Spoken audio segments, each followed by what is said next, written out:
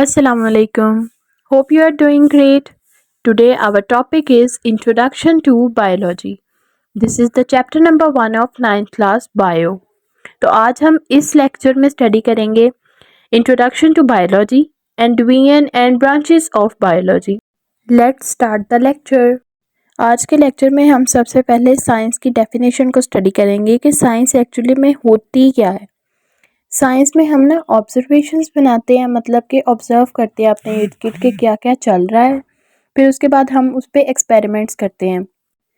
Obviously जब हम कोई एक्सपेरिमेंट करते हैं, ऑब्जर्व करके किसी चीज़ का कोई एक्सपेरिमेंट करेंगे तो हम किसी कंक्लूजन पे भी आएंगे। हम उसको आखिर करेंगे कि जी हमने जो एक्सपेरिमेंट किया है उसका नतीजा ये निकला है। हम ये सारा एक्सपेरिमेंट, ऑब्जर्वेशन, कंक्लूजन क्यों करते हैं? ताकि हम नेचर को स्टडी कर सकें कि नेचर में आखिर उसके प्रिंसिपल्स हैं क्या। तो साइंस की डेफिनेशन यही है कि ऑब्जर्वेशन करेंगे, ऑब्जर्व करेंगे हम आसपास हो क्या रहा है, फिर उस पर एक्सपेरिमेंट्स करेंगे, उसको प्रूव करेंगे, फिर एक कंक्लूजन पे आएंगे, मॉरल पे आएंगे, और फिर ये करेंगे क्यों? ताकि हम नेचर को स्टडी कर सकें अच्छे तरीके से।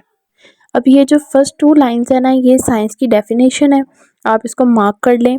और उसके आगे जो नेक्स्ट पैराग्राफ है, इन एंशिएंट टाइम्स, इसमें उन्होंने ये बताया हुआ है कि पहले जो साइंटिफिक इंफॉर्मेशन थी ना हमारे पास, मतलब कि पहले साइंस जो थी ना वो इतनी ज़्यादा एक्सपैंड नहीं थी।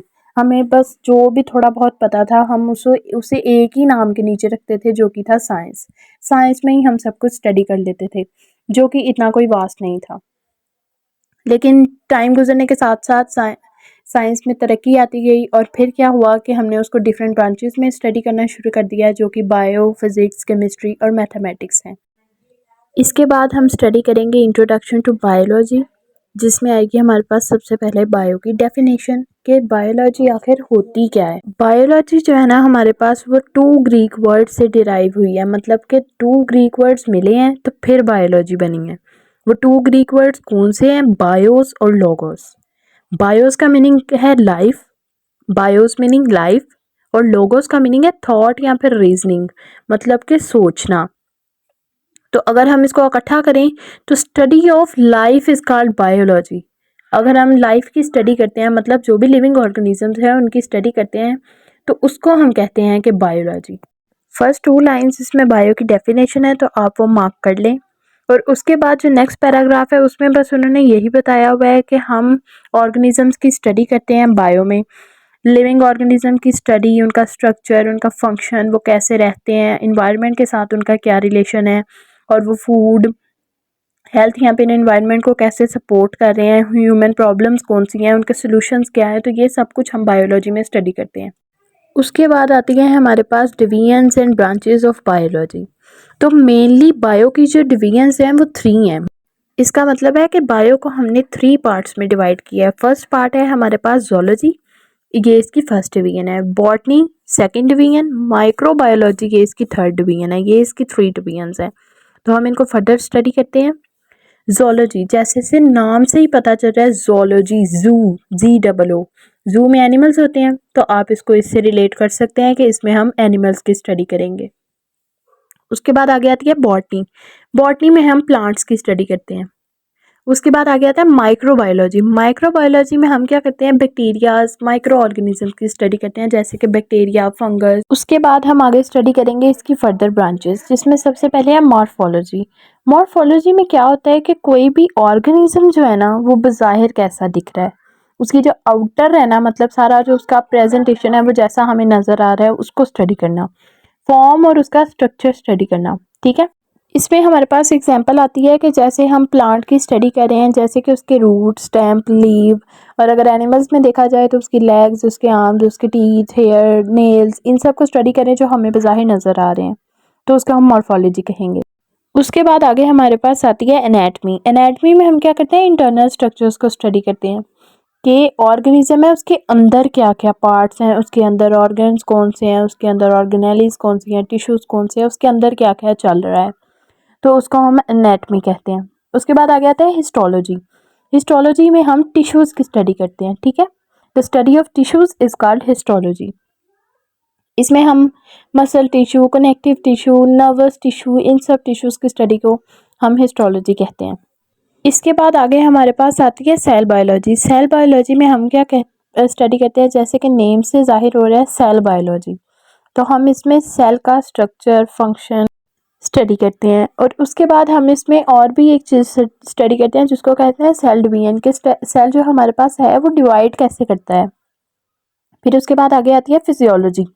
फिजियोलॉजी में हम क्या स्टडी करते हैं, फिजियोलॉजी में हम स्टडी करते हैं डिफरेंट पार्ट्स ऑफ ऑर्गेनिजम्स, मतलब कि ऑर्गेनिजम्स में कौन कौन से पार्ट्स हैं। जैसे मैंने आपको मॉर्फोलॉजी में बताया था, legs, hairs, nails, roots, stem, leaf, इन सबको स्टडी करेंगे तो ये फिजियोलॉजी होगी, ठीक है। फिर उसके बाद आगे आती है जेनेटिक्स। जेनेटिक्स जो है उसकी सबसे पहले मैं आपको जेनेटिक्स समझा दूं कि होती क्या है। बेसिकली जीन्स की स्टडी को और उनका रोल क्या होता है हमारी लाइफ में, उसको हम जेनेटिक्स कहते हैं। एक्चुअली जीन्स जो है ना वो पेरेंट्स से आगे ऑफस्प्रिंग्स में, उनके मतलब बच्चों में ट्रांसफ़र होती हैं। तो उनका रोल जाहिर सी बात है, अगर वो कोई ना कोई ट्रेट लेकर जाएंगी तो उसको हम जेनेटिक्स कहते हैं। और इनहेरिटेंस क्या होती है, इनहेरिटेंस का मतलब होता है, अभी मैंने आपको बताया ना कि जनरेशन टू जनरेशन जो ट्रेड्स ट्रांसफ़र होते हैं, मतलब कोई कैरेक्टर ट्रांसफ़र हो रहे हैं जीन्स, मतलब कि पेरेंट्स से ऑफस्प्रिंग में, तो उसे इनहेरिटेंस कहते हैं। इस सारे की स्टडी को हम टोटल मिला के एक्चुअल में जेनेटिक्स कहते हैं, ओके। फिर उसके बाद आगे आती है एम्ब्रियोलॉजी। एम्ब्रियोलॉजी नेम से जाहिर हो रहा है एम्ब्रियो, एम्ब्रियो की हम स्टडी करेंगे, डेवलपमेंट ऑफ एन एम्ब्रियो। तो फिर इसको हम एम्ब्रियोलॉजी कहेंगे कि एक एम्ब्रियो जो है, एक छोटा सा जो एम्ब्रियो है वो पूरे इंडिविजुअल में कैसे डेवलप हो जाता है। तो इस सारे को हम एम्ब्रियोलॉजी में स्टडी करते हैं। इसके बाद हम स्टडी करते हैं टेक्सोनोमी। अब टेक्सोनोमी क्या होती है, ये आपके लिए नई चीज़ होगी। तो इसमें क्या करते हैं हम, जाहिर सी बात है पूरी जो अर्थ है, पूरे ऑर्गेनिजम्स उसमें इतने इतने ज़्यादा है, ट्रिलियंस ऑफ ऑर्गेनिजम्स हैं, तो ऑब्वियसली उनके नेम्स भी तो रखने हैं ना, कि एक ऑर्गेनिज्म का जो नेम है, अब जाहिर सी बात है आप लोगों ने देखा भी होगा कि एक का नेम जो है वो दूसरे का नेम नहीं है। तो उस पूरे नेमिंग सिस्टम को हम किस में स्टडी करते हैं, टेक्सोनोमी में। उसके बाद आता है आगे पैलियोंटोलॉजी। पैलियोंटोलॉजी में बस हम एक ही चीज़ स्टडी करते हैं, फॉसल्स, मतलब कि जो ऑर्गेनिज्म डेड हो चुके हैं वो जब ज़मीन के नीचे चले जाते हैं तो फॉसल्स बना देते हैं, ठीक है, अपने निशानात छोड़ जाते हैं कि वो थे कैसे, तो उनकी स्टडी को हम पैलियोंटोलॉजी कहते हैं। इसके बाद आगे हमारे पास आती है जो ब्रांच, वो है इन्वायरमेंटल बायोलॉजी। इन्वायरमेंटल बायोलॉजी, इसमें इन्वायरमेंट के बारे में हम स्टडी करेंगे ऑब्वियसली कि इंसान जो है, ऑर्गेनिज्म जो है, उसका इन्वायरमेंट के साथ कैसा रिलेशन है, वो जहाँ पे रह रहा है उसको कैसा नुकसान पहुँचा रहा है या उसको किस तरह से बेनिफिट हो रहा है, वो सब कुछ हम इसमें स्टडी करेंगे, वो है इन्वायरमेंटल बायोलॉजी। फिर उसके बाद आगे आती है सोशल बायोलॉजी, कि इंसान का जो है वो आपस में सोशल कैसा बिहेवियर है, मतलब कि एक एनिमल जो है वो दूसरे एनिमल के साथ कैसा बिहेव कर रहा है, और सोसाइटीज़ बना रहे हैं, कम्युनिटीज़ बना रहे हैं, कॉलोनीज़ बना रहे हैं, तो उसमें उनका बिहेवियर कैसा है। फिर उसके बाद आगे हमारे पास आती है पैरासाइटोलॉजी। अब हम देखते हैं कि पैरासाइटोलॉजी क्या होती है। पैरासाइटोलॉजी में हम बस एक ही चीज़ की स्टडी करते हैं, वो है पैरासाइट्स। अब पैरासाइट्स क्या होते हैं, पैरासाइट्स ऐसे ऑर्गेनिजम्स होते हैं जो अपना खाना और अपना शेल्टर दूसरे ऑर्गेनिज्म के ऊपर रह के ले रहे होते हैं। वो किसी और ऑर्गेनिज्म के ऊपर रहते हैं, उनसे अपना फूड लेते हैं, ऑब्वियसली जहाँ पे रह रहे हैं वो हैबिटेट, शेल्टर भी प्रोवाइड करेगा वो होस्ट ऑर्गेनिज्म, वो जिसके ऊपर रह रहे होते हैं उसको होस्ट कहते हैं। तो या फिर वो बदले में, पैरासाइट जो है ना वो होस्ट को बदले में या तो नुकसान पहुँचाएगा या फ़ायदा दे सकता है। और एक तीसरी टाइप होती है इसमें, या ना तो नुकसान पहुँचाएगा ना फ़ायदा देगा, बिल्कुल ऐसे ही न्यूट्रल रहेगा। इसके बाद आगे हमारे पास आती है बायोटेक्नोलॉजी। इसका बहुत ज़्यादा स्कोप है आजकल और बहुत बहुत वास्ट स्टडी है इसमें। इसमें हम क्या स्टडी करते हैं, करते क्या है इसमें, ऑर्गेनिजम्स को यूज़ करके ना, लिविंग ऑर्गेनिजम्स को हम यूज़ करेंगे, उनसे कोई ऐसे प्रोडक्ट्स बनाएंगे जो कि हमें फ़ायदा पहुंचाएं, ठीक है।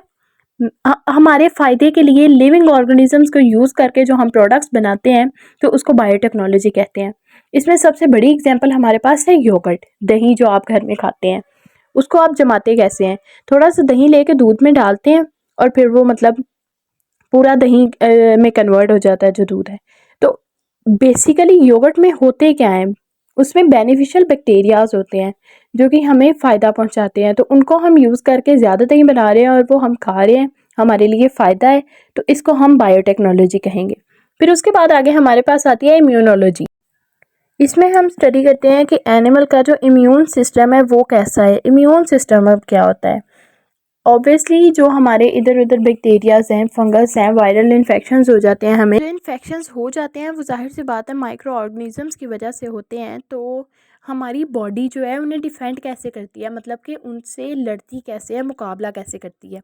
तो ये सब कुछ हम इम्यूनोलॉजी में स्टडी करेंगे। फिर उसके बाद आता है एंटोमोलॉजी। एंटोमोलॉजी में हम हर किस्म के इंसेक्ट्स की स्टडी करते हैं। ठीक है, कोई भी इंसेक्ट है उसकी स्टडी करनी है तो वो एंटोमोलॉजी में स्टडी करेंगे। इसके बाद हमारे पास जो लास्ट है वो है pharmacology, last but not the least.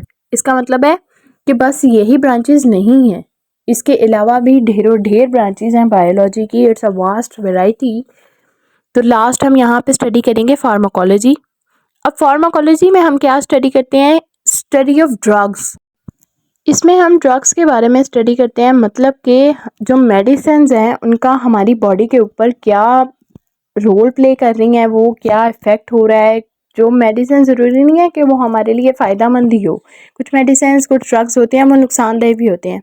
तो हमने इसमें फार्माकोलॉजी में बस यही स्टडी करना है कि ड्रग्स जो हैं वो हमारी बॉडी के ऊपर कैसा रिएक्ट करते हैं और कैसा उन पे असरअंदाज होते हैं, इफ़ेक्ट उनका क्या होता है हमारी बॉडी पे। तो यही था आज का हमारा पूरा टॉपिक। होपफुली आप लोगों को समझ आ गई होगी।